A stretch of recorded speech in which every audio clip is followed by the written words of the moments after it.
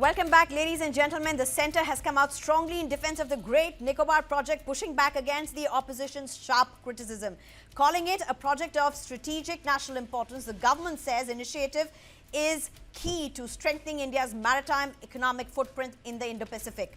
Responding to environmental concerns, the centre maintains the project is designed to balance development with ecological safeguards, ensuring that growth does not come at the cost of sustainability. It has also highlighted the island's critical proximity to the east-west international shipping route, underlining its importance in boosting India's global trade and security presence. Rejecting claims of large-scale destruction, the government says the project ensures sustainable, inclusive development, adding that the diversion accounts for only 1.82% of Andaman and Nicobar's total forest area. Well, the war of words, though, has only escalated over the Great Nicobar project.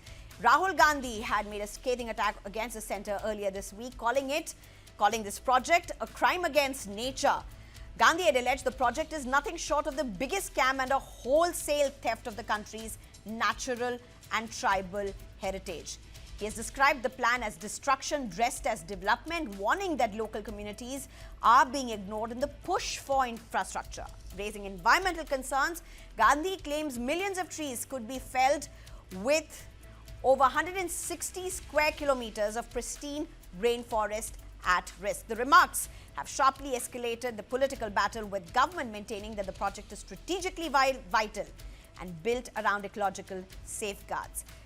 I'm being joined at this point by Vimalendu Jha, who's an environmentalist, Major General Rajan Kochar, who's a defense and geopolitical expert. Thank you very much, both of you, for joining me. I've been very intentional about this by not getting in political parties, because I think people need to hear specialists. People need to hear different parts, different aspects of this by people who are very proud of being Indians as well. Thank you very much. Vimalendu Jha, first to you. So, this is a very important strategic project for India, but there are environmental concerns. How do you look at the concerns that are being raised?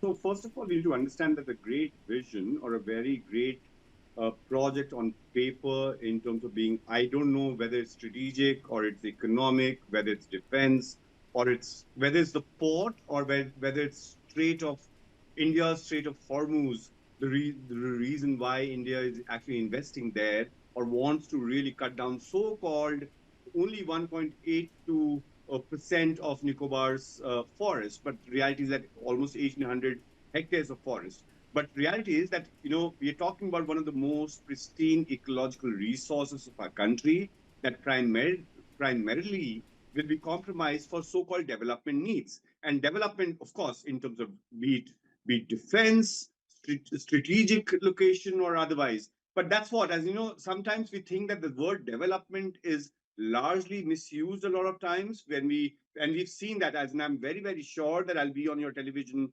program at least 50 times in the next 2 months talking about the disaster that we've actually had in Himalayas, primarily for those so-called strategic reasons. So we need to understand that, yes, we need to have development, we need to have those defense investments, but at what cost? Because at the end of the day, if it's ecologically vulnerable, if this particular location is in the same place where 2004 cyclone happened, the ground zero is very, very close to that place. If we know that one of the greatest rainforests that we actually have, India possesses, is ready to be compromised, then we need to really rethink. So I'm not saying that we don't need to have strategic advantages in our policy, in our approach, in our growth trajectory. But is it even wise to really think of something which is really by design ready to collapse? Because if it is in the cyclone zone or in grade 5 seismic zone, if it actually cuts down almost 140 to 160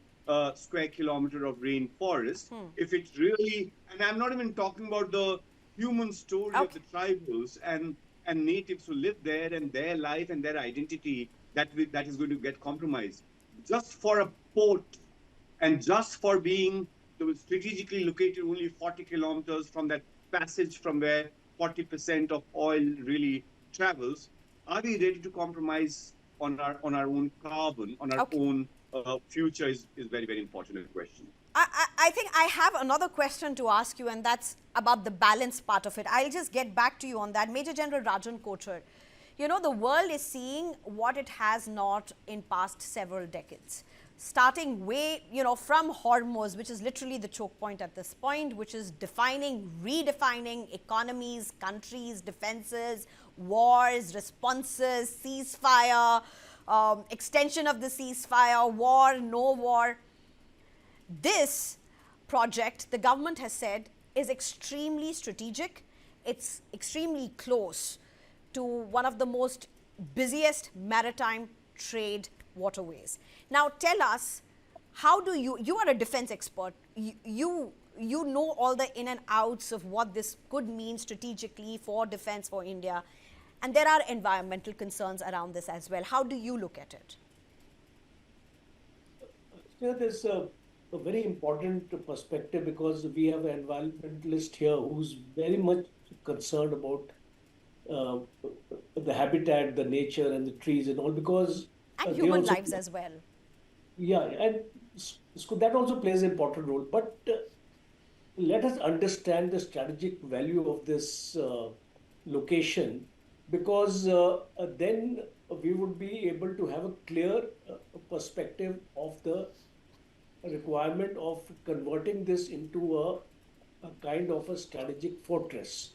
Because uh, let me first talk about geography because terrain and geography play a very important role when we discuss anything strategic.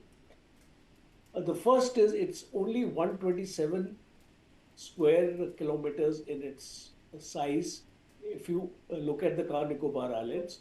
And basically, it is very close to Port Blair. Port Blair is our naval headquarters, and when we are talking about the theaterization of a command, the Andaman Nicobar commands are is going to come up in this area. A second important aspect is when we talk about Malacca Straits, it's around 700 kilometers from this area and not 40 kilometers as it was mentioned by my co-panelists. It's around 700 kilometers from this area. So why it is a strategic importance is because tomorrow when we talk about maritime threat, we must consider what China can bring into this region because after a crossing of Malacca Straits, the PLA Navy has absolutely a free run. So we need to understand that this port, the strategic value or this location, I would say, because it is not exactly a port, uh, from the strategic point of view, it gives us the ISR capability. That is the intelligence, surveillance, and reconnaissance capability. Why we have not been able to exploit this particular location earlier is because of the lack of infrastructure here. Because we don't have that kind of infrastructure here where we can position our maritime elements here, our naval elements here. So I think we need to strike a balance somewhere because in tomorrow's war, the kind of war scenarios we are seeing, if we are able to stop the Chinese at the Malacca Strait itself, and we have a Sabang, there is a Sabang port in Indonesia, which is just 30 kilometers from the Malacca Straits, where the Indian Navy has its presence there.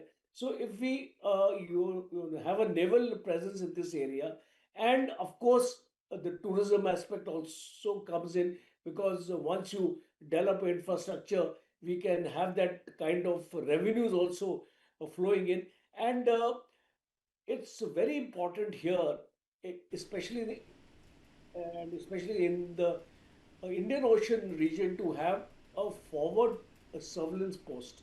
So, from that strategic point of view, Sneha, I think uh, government is not wrong at all, but it would need to balance as far as the environmental aspects are concerned to take that into also account, because we all know that how important Malacca is to China, and we need to have a strong base here. And my last point is, once we are going in for theaterization, once we are going in for Andaman and Nicobar command, Right. we need to have a forward base somewhere in the Indian Ocean, which can also uh, uh, dominate the Indo-Pacific region. We would have a strong base here, which where the Indian Navy Right. could deployed here. And my last Right. point is anti-submarine warfare. See, it is very important here to have a So 10 base. seconds, you'll have to wrap in 10 seconds. I have to go to Vimlendu after that.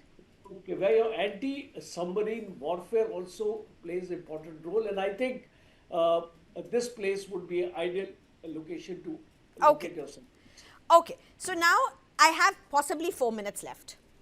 I'm being told I have 3 minutes left. I'm going to try push it for 4 minutes. Vimlendu, I'll give you 1.5 minutes because you speak a little faster. Major General Rajan Kochar is a little slower in explaining. So Vimlendu, let's give you 1.5 minutes. If you are to tell the government how to proceed with this, what would you tell them? Would you tell them scrap it? If the two have to go together, what would be your 3 things that you would recommend to them, keeping the ecology and the strategic aspect of this in mind? So, Sneha, it's fairly simple. If someone told me, give up your lung and I'll give you another limb, will you agree to that? That's not called balancing. That's called stupidity. At the end of the day, we all are for development. We all want growth. We all want strategic advantages. But do I want to, in the exchange, lose my lung so that I have one more hand so I can fight China or fight anyone else? So therefore, it's, this is not monkey balancing that we talk about. Development is a very, very interesting concept, and therefore, strategically speaking, in fact. And right now, first of all, I'm very, very confused when we say that, is this project for tourism and casinos? Is this project for ports and ships and other things? Or this is for defense? We don't know, because every day the rationale keeps changing. And therefore, I'm not really sure, why are we doing this? Why are we actually spending 90,000 crore rupees of our money and 1,800 and perhaps 140 square kilometer of our forest, and of course many, many lives, so as to have a strategic advantage, because we want to really counter the belt and the road project of China, because they wanted to be somewhere there and therefore. And do you think this gives us an advantage in terms of our of strategically being in Indian Ocean? I don't know. I'm not a defense expert, but it's very important. I'm saying that yes, have a location, have your have your position strategically at different places. Right. But why does our ecology have to be compromised for that? And when you know that so-called fort that you want to create, Okay, is Vimlendu, so I'll have to vulnerable go over. that it can get affected by a tsunami and an earthquake, then you're being Yeah. stupid to really All right. construct a Okay. structure Okay. which is in high Okay, seismic Vimlendu, zone I'm and way cutting down beyond your time, beyond the forest. 1.5 minutes, but you've made important points. Major General Rajan Kochar, please make your points. I'll give you 1.5 minutes. I'll try to push it for 2, please. Okay, thank you very much, sir. See, uh, if it was China, there wouldn't have been any ecology, there wouldn't have been anything, that there would not be any environmental issue. China would have established its base here. The problem in India is there are too many speed breakers here. And I will give you a personal example. When the Chinese came very, very close to the Uttarakhand border, especially in Pithoragarh area. I was the MGOC Central Command there, and we didn't have any forward ammunition dumps because we had to cut the trees, and they won't allow us to cut the trees because there was no way to move ahead the ammunition. So, see, you have to draw a balance here. Would you like the Chinese to sit on your backyard just because you don't want to cut the trees?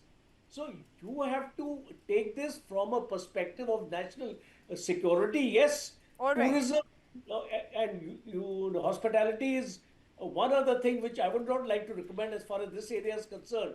But But right now definitely, you said that. You said Okay, there's going to all be right. I am tourism. totally out of time. I'm totally out of time. Vimlendu Jha, Major General Rajan Kochar, I deeply appreciate both of you for coming, for having a very nuanced discourse. I think people have heard both of you, and the government has as well. Thank you so much for your time. It's time for that's all we have for you in the show. Thank you so much for joining us. Up next, Cycle of News continues.